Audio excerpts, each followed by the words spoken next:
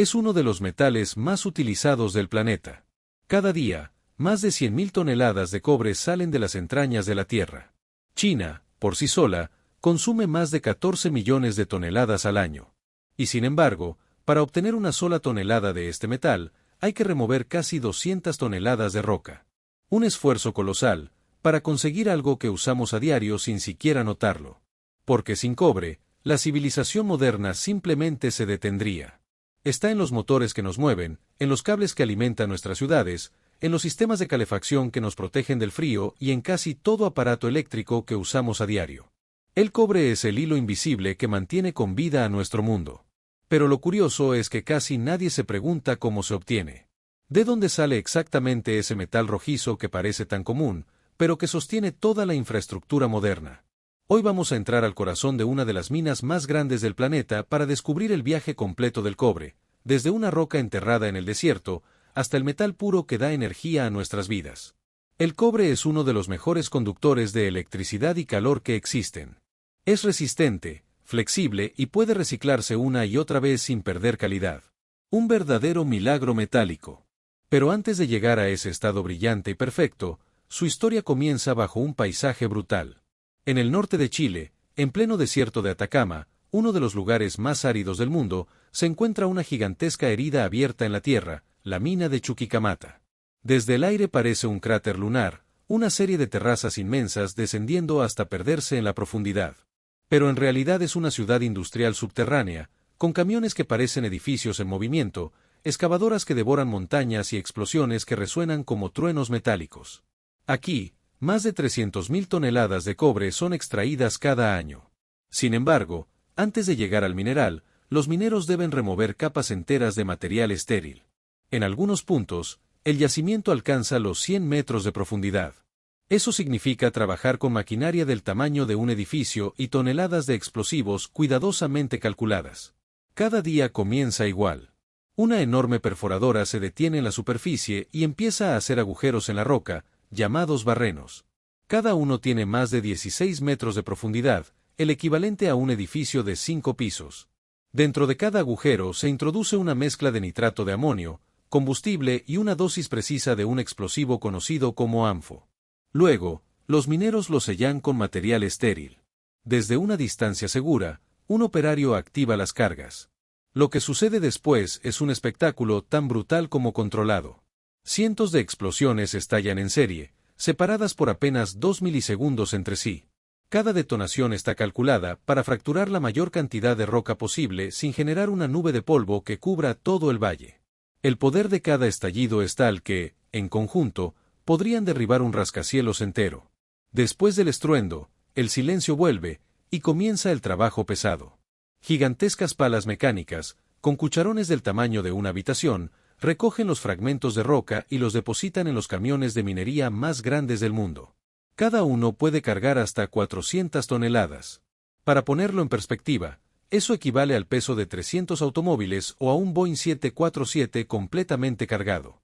Desde la cima de la mina, estos colosos se mueven lentamente en fila, guiados por un sistema de monitoreo central que coordina cada movimiento. La mina se controla desde una torre que parece un centro de tráfico aéreo, pantallas, sensores, radares y operadores que observan cada camión, cada pala, cada explosión. Pero lo más impresionante es la proporción. De cada tonelada de roca que se extrae, apenas se obtienen 6 kilos de cobre. Eso significa que para conseguir una sola tonelada del metal final, hay que mover casi 200 toneladas de mineral. Un esfuerzo descomunal para un resultado tan pequeño, pero tan valioso. Cuando los camiones llegan a la planta, descargan la roca sobre cintas transportadoras que parecen ríos metálicos interminables. El material pasa por un sistema de trituración que lo reduce en fragmentos más pequeños, del tamaño de una pelota de golf. Desde ahí, el mineral se separa según su tipo, óxido o sulfuro. Y aquí es donde el proceso se divide en dos caminos completamente distintos. El mineral de tipo óxido, más superficial, se procesa a través de un método llamado lixiviación. Las rocas se apilan en enormes montículos sobre terrenos impermeables, formando pirámides grises que parecen montañas artificiales. Durante semanas, se riegan con una solución diluida de ácido sulfúrico que se filtra lentamente a través de la roca. El ácido disuelve el cobre, liberando los iones del metal que se mezclan con el líquido. Lo que fluye hacia los estanques de recolección es una solución azul verdosa, cargada de cobre. Desde ahí, esa solución viaja por canales especialmente construidos hasta una planta de procesamiento. En esta etapa, ocurre una especie de alquimia industrial. La solución se mezcla con un reactivo orgánico que atrapa las partículas de cobre y las lleva a la superficie. Luego, se añade una segunda solución ácida que aumenta su concentración hasta hacerla conductiva. Este líquido cargado de energía se bombea a una serie de tanques metálicos. Dentro, se sumergen placas delgadas de cobre llamadas cátodos, y se les aplica corriente eléctrica. En cuestión de días, los iones de cobre comienzan a depositarse sobre las placas, formando una capa uniforme y brillante.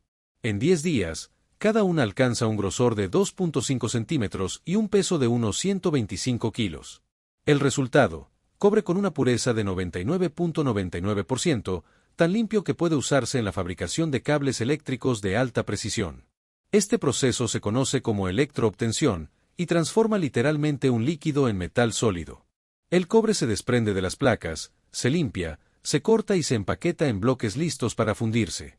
Así, lo que comenzó como una roca gris y sin vida se convierte en un metal rojo y brillante. Pero no todo el cobre proviene de minerales oxidados. Existe otro tipo, mucho más profundo y difícil de tratar, el sulfuro de cobre. Y su proceso es tan violento como fascinante. El mineral de sulfuro no puede tratarse con ácido, porque sus compuestos son mucho más estables. Por eso, se lleva a una gigantesca planta de molienda donde comienza un proceso casi hipnótico. Dentro de enormes tambores giratorios, del tamaño de una casa, miles de bolas de acero trituran las rocas hasta reducirlas a un polvo fino. Ese polvo húmedo pasa por una cinta perforada que separa los fragmentos más pequeños, mientras las partículas grandes regresan para una nueva ronda. El sonido dentro del molino es ensordecedor, un rugido constante de metal golpeando piedra. Cuando finalmente el material alcanza el tamaño adecuado, se mezcla con agua, reactivos químicos y una sustancia espumante. Todo se bombea a unos tanques donde entra aire comprimido. En cuestión de segundos, millones de burbujas ascienden arrastrando las partículas de cobre hacia la superficie. Lo que flota es una espuma densa y brillante, cargada con concentrado de cobre. Lo que queda en el fondo se descarta como residuo. Este paso se llama flotación, y convierte el polvo en una pasta rica con entre 25 y 30% de cobre. El siguiente destino es la fundición. El concentrado se transporta en trenes hasta enormes patios industriales. Allí, se mezcla con arena de sílice, llamada fundente, que ayudará a eliminar las impurezas durante el calentamiento. Después, todo entra a hornos colosales donde las temperaturas superan los 1200 grados Celsius. Dentro, la mezcla se derrite y forma un líquido incandescente, casi como lava. Las impurezas flotan en la superficie en forma de escoria, mientras el cobre, más denso, se hunde hasta el fondo. En esta fase alcanza una pureza cercana al 60%. Luego pasa a un segundo horno, donde el oxígeno elimina los residuos restantes y eleva la pureza al 98%. Lo que sale de allí parece fuego líquido, una corriente de cobre fundido que fluye como un río naranja. Ese metal incandescente se vierte en moldes rectangulares que forman enormes losas llamadas ánodos. Cada una pesa cientos de kilos y, al enfriarse, adopta ese característico tono rojizo del cobre crudo. El proceso continúa en la refinería, a cientos de kilómetros de distancia. En la refinería, los ánodos se sumergen en tanques llenos de electrolito y se enfrentan a finas láminas metálicas llamadas cátodos. Cuando se aplica corriente eléctrica, ocurre una transferencia perfecta. El cobre puro se desprende de los ánodos y se deposita en los cátodos, mientras las impurezas se hunden al fondo. Tras varios días, las placas se extraen, se limpian y se apilan. El resultado es cobre con una pureza final del 99.99%. El mismo metal que luego se transforma en cables, motores y componentes electrónicos. Pero el viaje aún no ha terminado. Este cobre, ahora en forma de losas, se lleva a una planta de colada continua, donde se funde nuevamente dentro de un horno vertical.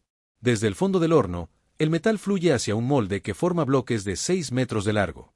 A medida que el cobre sale, un chorro de agua lo enfría, solidificando lentamente la superficie mientras el interior sigue líquido.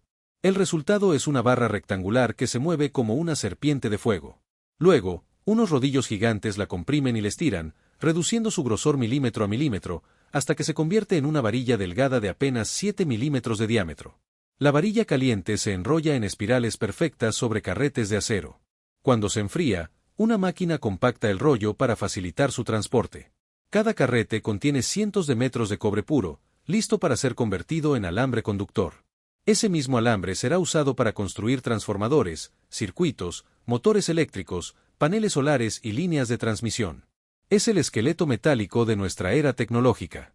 Y pensar que todo comenzó con una simple roca enterrada bajo el desierto de Atacama. El cobre es, sin duda, uno de los materiales más estratégicos del mundo moderno. Sin él, la electrificación global, los autos eléctricos y las energías renovables simplemente no existirían. Mientras más avanza la tecnología, más cobre necesitamos. Y aunque su extracción es un proceso titánico, su capacidad de reciclarse lo convierte en uno de los metales más sostenibles del planeta. Cada cable, cada motor, cada pieza que conduce energía, guarda una historia de fuego, esfuerzo y precisión. Desde las explosiones controladas en la mina, hasta las corrientes eléctricas que refinan su pureza, el cobre ha recorrido un viaje de millones de años comprimido en unas pocas semanas de ingeniería humana. Así que la próxima vez que enciendas la luz, cargues tu teléfono o escuches el zumbido de una máquina, recuerda esto. Detrás de cada chispa hay un fragmento de desierto chileno convertido en metal. Y si quieres descubrir cómo se obtiene otro de los metales más codiciados del mundo, no te pierdas el siguiente video donde exploramos cómo se hace la plata. Dale like si te sorprendió este proceso, compártelo con alguien que ame la ingeniería y suscríbete para seguir descubriendo los secretos del mundo moderno.